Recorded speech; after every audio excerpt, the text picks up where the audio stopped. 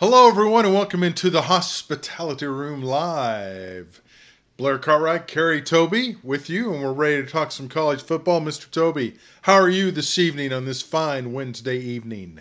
I'm supremely well, Mr. Cartwright, and how are you, man? It's a wonderful Oh, time to be alive. College football is crazier than ever, I think. it never disappoints. I mean, No? it just Well, never, unless you're a Razorback fan, but well, that's beside the point. Sorry. beside the point. But I mean, and this weekend's schedule lines up to be huge. Of course, we have a lot of coaching news. So we're going to go a little bit out of order tonight to lead into all the coaching stuff. We're going to play Who's the Coach? Are you ready, sir? I'm ready. Let's do it. Let's do it. All right.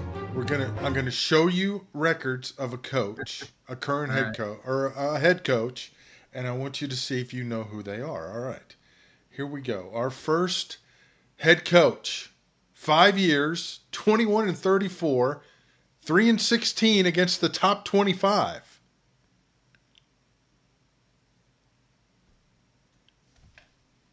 Done good. Whoops. Whoops. Dude, I don't know who that would be. How about one of the hottest coaches going? Clark Lee at Vanderbilt. Really? Yeah. Look at that. I mean, look at that top 25 record. We'll see kind of a theme here. But Okay. yeah, That's surprising. That yeah. is surprising to me. And then he's one of the hottest names going. All right. No Our doubt. next guy. Been coaching for 22 years. Good overall record. But 36 and 38 against the top 25. Not blowing you out of the water, but, I mean, competitive. Brett Bielema. Brett Bielema. That's a good guess. Good guess. Thank you. But it is But it's Brian not. Kelly, Brian Kelly. Okay. who may or may not be on the hot seat. So, all I right. think he's okay for now. Could be. Yeah. 15 years, 128 to 60, but 17 or 27 against the top 25. 15 years as a head coach, 20 wins, 60 losses. And These these are are pretty overall records up in the top. This is overall right, records. right. 17 to 27 versus top 25 teams. I don't know. I don't know. BYU. I don't know who's BYU head coaches. The departed Franklin. James Franklin. I should have So, known that with record against top yeah. 25 teams. Well, I just Should have had to known throw that. that in there, and you'll see why I threw that in there. Okay, our next coach, 15 years in the business, 80 and 76. That's all right. 8 and 18 against the top 25. 15 years. Bobby Petrino. Good guess, but Mario Cristobal, Miami, who's got the number 2 team in the country and rolling. Look at that top 25 record. I mean, he Not good. from his time at Florida International and then at Oregon and then at Miami. So yeah, it's not just a slam dunk like you would necessarily think. All right, I'm 10 doing so years. well at this. Thank you for bringing That's up this game, by the way. that's yeah, that's okay. 10 years, 64 and 57, but 2 and 23 against the top 25. That's terrible. Yeah, it's not good, is it? Um, can't be Mullen. Fickle. No, good guess. Okay. Matt Rule, Nebraska, Oh, I didn't think of Matt Rule. Okay. who people are talking about Penn State, but then you look at that top 25 record and it's like, Right. I don't know. Yep. If you're going to Interesting. fire, we're going to get rid of James Franklin because of his top 25 record. Yeah. All And right. a lot of it has to do not just top 25, but top in the Big 12. Yes. Ohio State and Michigan Okay. continually losing. Yeah. And then this guy on the D1 level, 4 years, 36 and 6, but 3 and 2 against the top 25.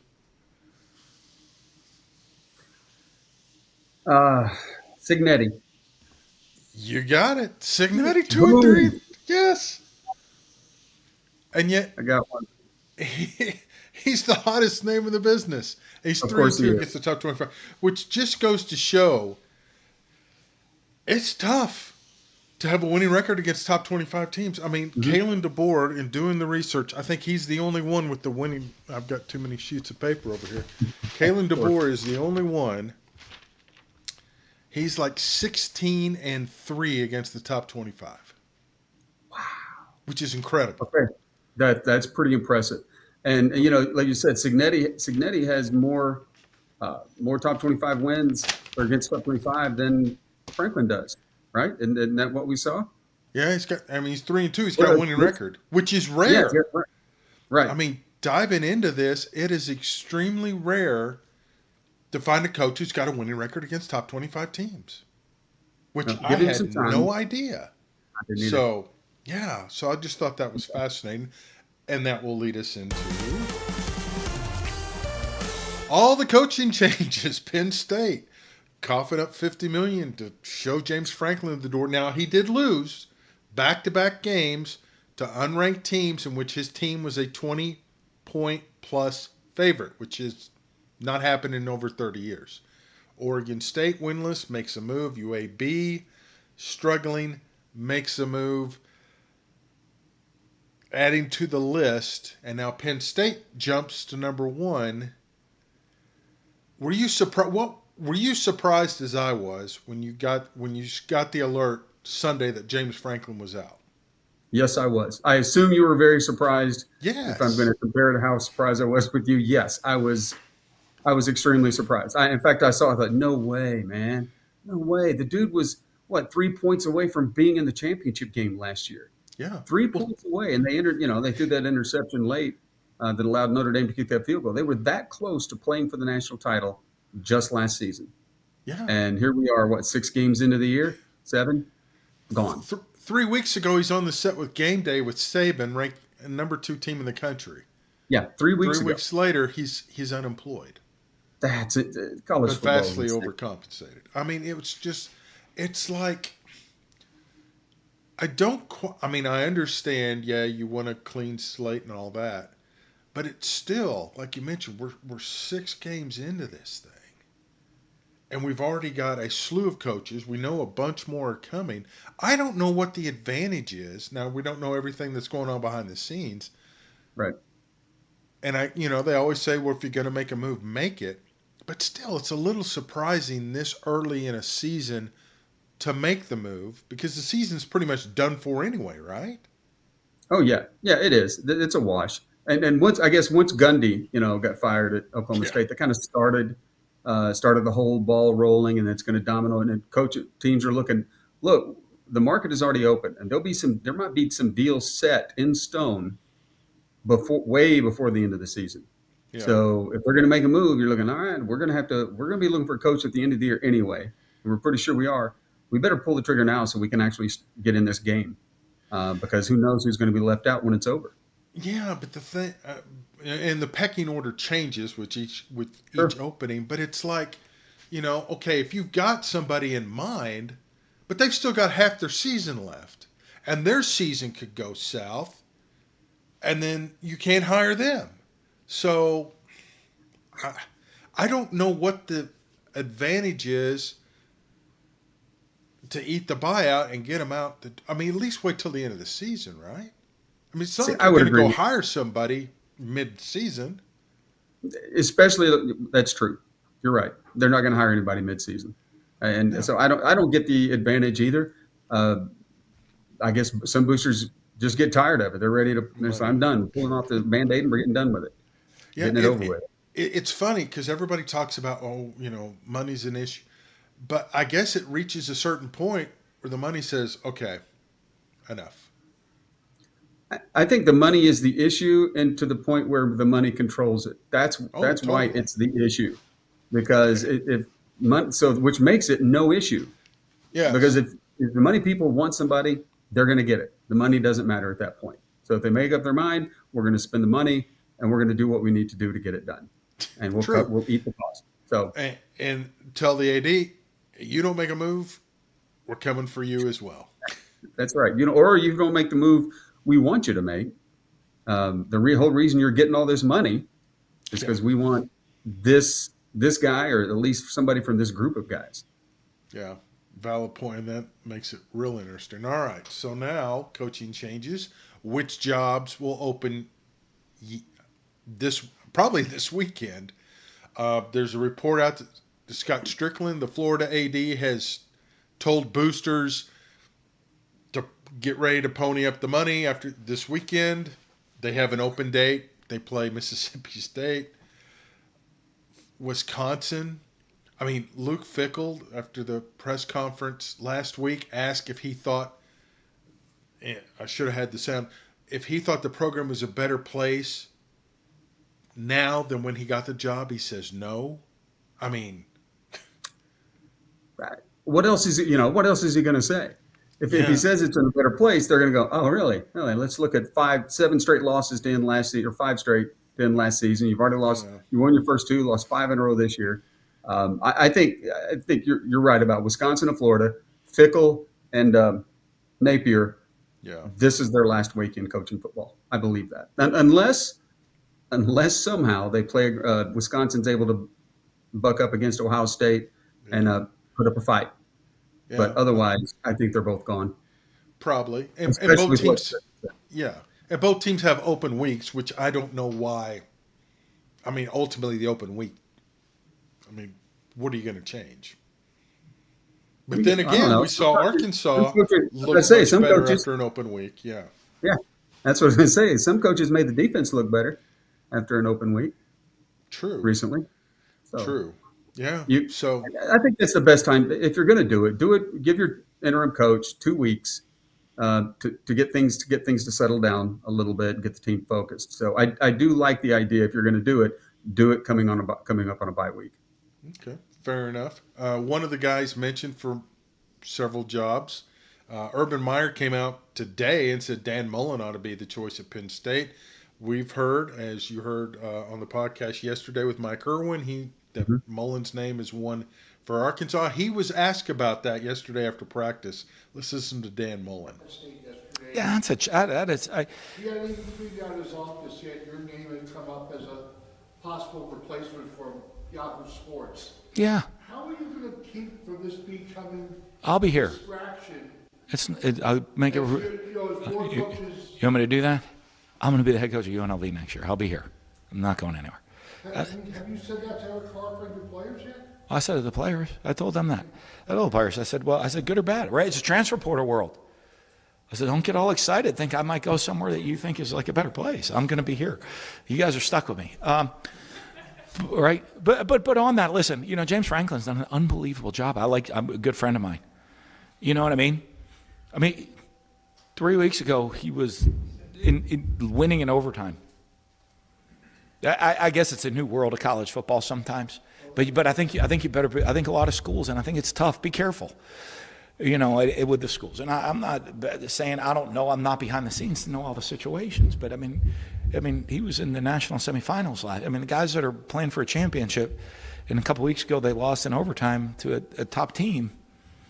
And 2 weeks later, I guess instant gratification society, but that can trickle down to the players. You know what I mean? Like same guys.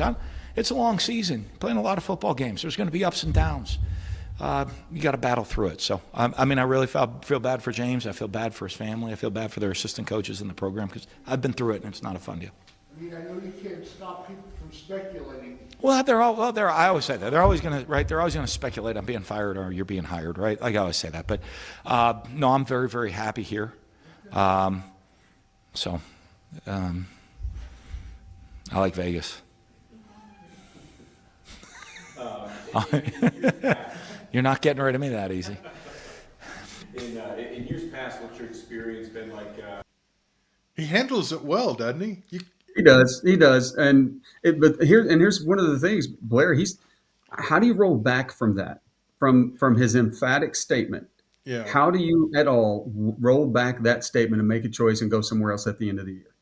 I don't, with any kind of integrity, and we are talking about Dan Mullen here. Which one of the truest things I think he said was that when he says, "I like Vegas."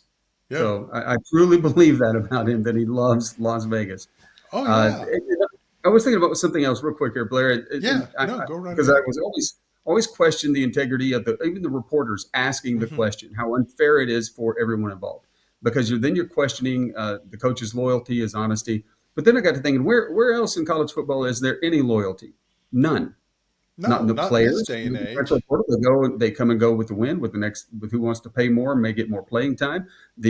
Just like what happened to Penn State, there's no loyalty there. They'll pay out and fire him in the middle of the season, no matter what he's done.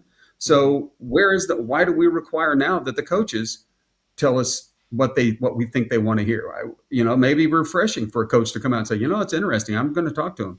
I may not be coaching here next year. Why should they worry about it anymore? It's not like the old days of recruiting, really, when you had to build those relationships as much. Now it's a martyr a mercenary kind of thing.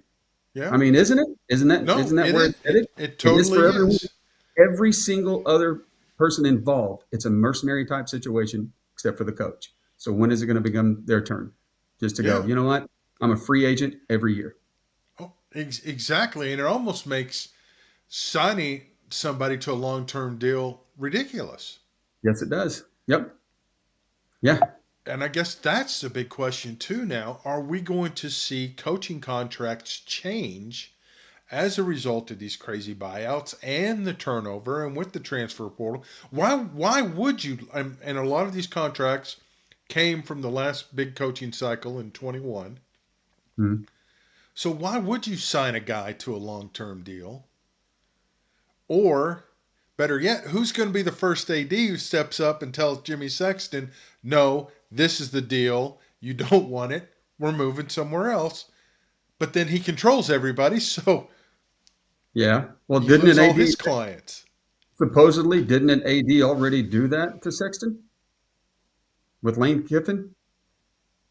Allegedly. Wasn't there supposedly a deal that they started to monkey around with it? And Yeah. no, I don't know this to be true. But he had another deal. He had the Ole Miss True. deal though to fall back onto, That's true. Okay. as opposed to, um, you know, take it or leave. Like Pittman's extension.